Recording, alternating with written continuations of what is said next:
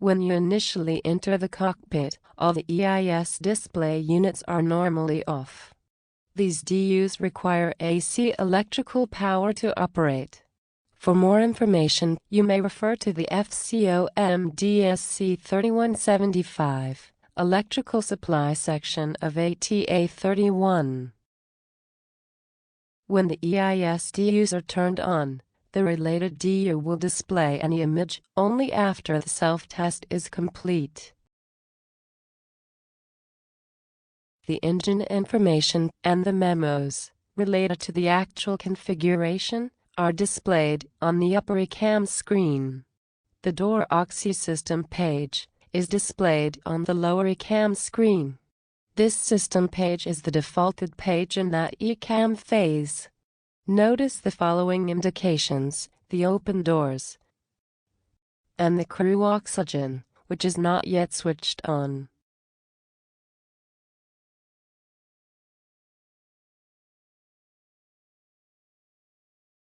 Each time that the APU must be started, the actual system page is replaced by the APU page. For instance, during the preliminary cockpit preparation, as soon as the APU master switch is set to on, the door oxy page is automatically replaced by the APU page. Notice that, in this case, on the ECP, the APU key is not lighted. Few seconds after the APU has been started, the APU page is removed and is replaced by the page related to the current phase, here, the door oxy page. As you are still in the preliminary cockpit preparation, the recall key must be pressed. When it is pressed, a green normal message is displayed for a few seconds on the left side of the engine warning display to indicate that no warning or caution messages have been previously cleared and still present. But this key must be pressed for at least 3 seconds, and you have to check that no cautions are displayed. It indicates that no caution messages have been previously cancelled by the IMA cancel key and still present. Then, the keyboard of the ECAM control panel must be used in order to check systems, such as the hydraulic and the engine. Notice that, when pressed, the related key light comes on. When a lighted key is pressed again, the displayed page returns to the defaulted one, here the door oxy page. Now, the cockpit preparation is complete, and you are ready to start the engines. For that, the engine mode selector must be set to ignition start. Notice that the engine page is automatically presented in order for the crew to monitor the different secondary parameters during the start sequence. Then, as soon as the first engine has been started, the ECAM phase changes.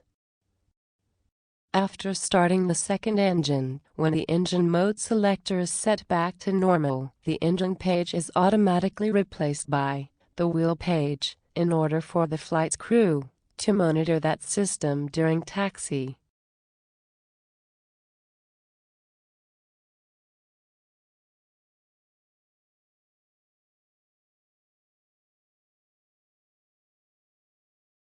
Then, as soon as the first engine has been started, the ECAM phase changes.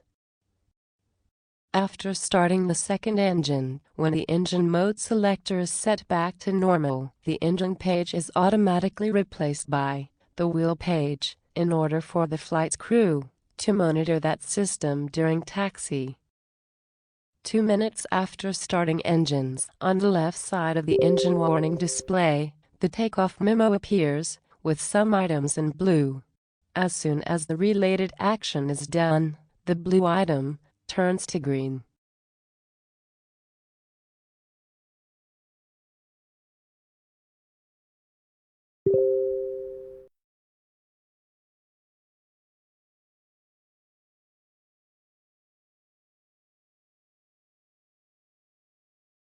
On the ECP, a takeoff config key allows you to check the configuration of the plane for takeoff before applying the takeoff engine power.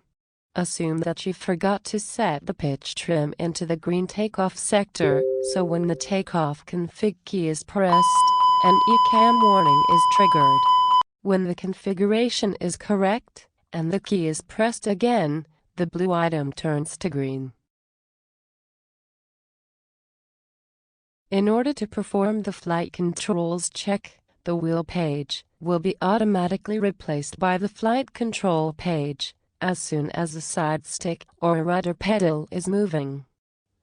When the side stick and the rudder pedals are released, the wheel page returns. This is because, during the taxi phase, the PMF needs to monitor this page. As soon as the engine takeoff power is applied, by moving the thrust lever to tauge, or flex détente, the wheel page is replaced by the engine page, and the ECAM enters in the inhibition phases. To confirm it, the right side of the engine warning display will show a magenta message takeoff inhibit. When a fault is detected, while the ECAM is in these phases, and depending on the importance of the fault, the caution message will be delayed. Here a generator fault has been detected, but it will be inhibited until the end of the phase number 5.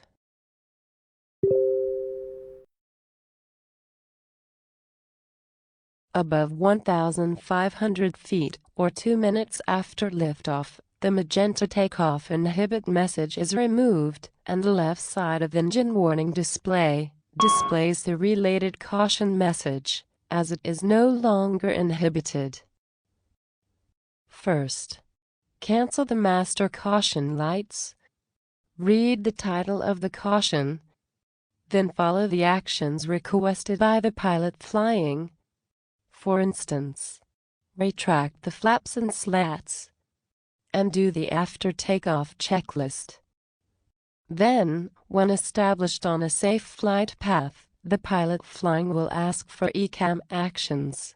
We will do it for you.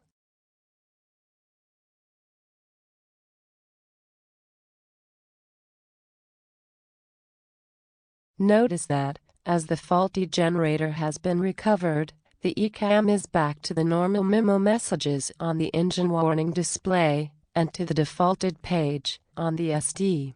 That defaulted page will be the cruise page, if in this phase number 6, slats flaps have been retracted and takeoff power is not maintained, or after a delay of 1 minute with slats flaps not retracted, or after a delay of 1 minute with takeoff power maintained.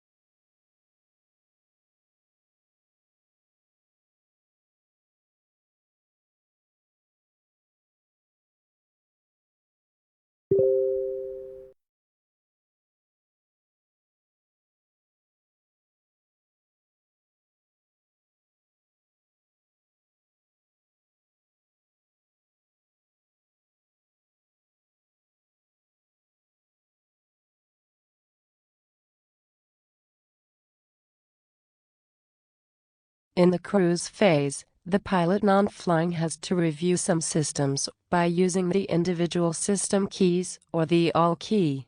When that ALL key is pressed and held down, the cruise page is replaced by the different system pages successively at 1 second interval, starting from engine page and following the keyboard order.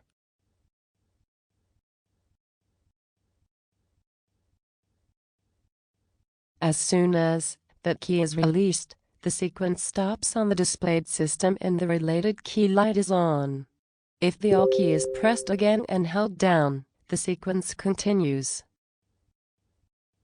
Notice that if a system key has been already selected and the Alt key is pressed and held down, the sequence will start from this selected system. Note: the Alt key is always available even if the system keybar does not work.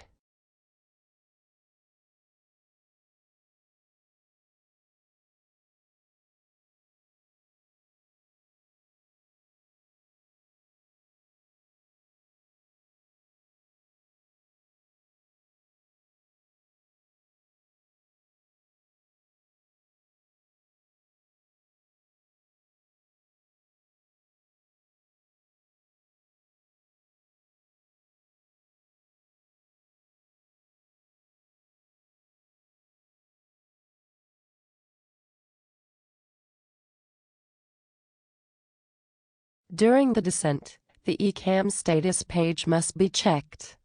To do that, we will press the status key for you. Notice that, as this page is empty, it will stay displayed for a few seconds.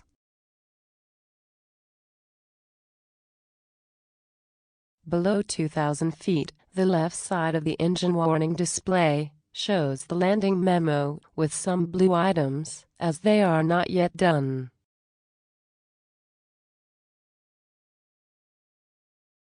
As soon as the gear lever is set to down, and provided the altitude is below 16,000 feet, the wheel page is automatically shown. In order to monitor the landing gear extension, then the flaps can be set to the next position.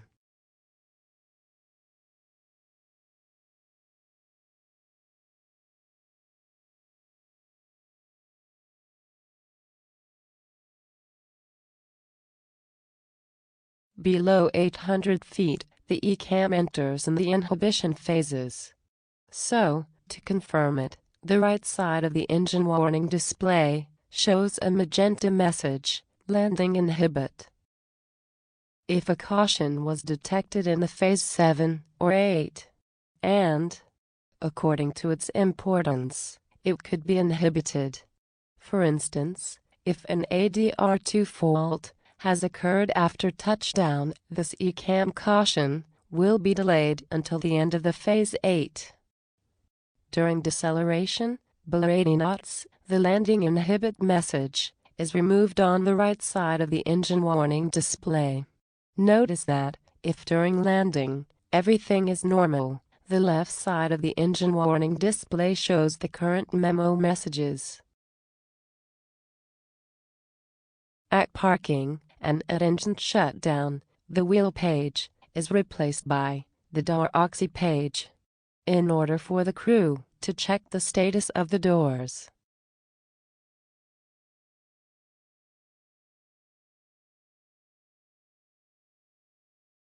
If, after engine shutdown, at the bottom of the engine warning display, the status caption is pulsing white, it indicates that the maintenance part of the status page holds a message for maintenance.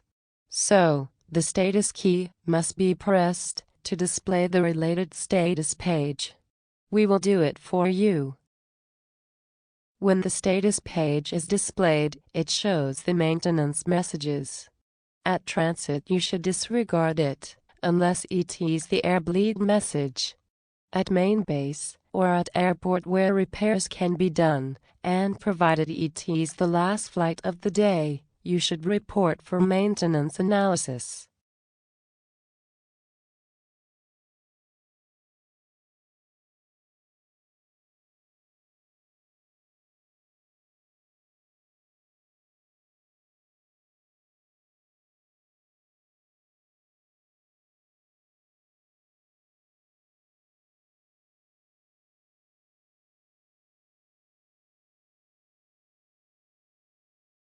Then, the EIS display screens must be dimmed.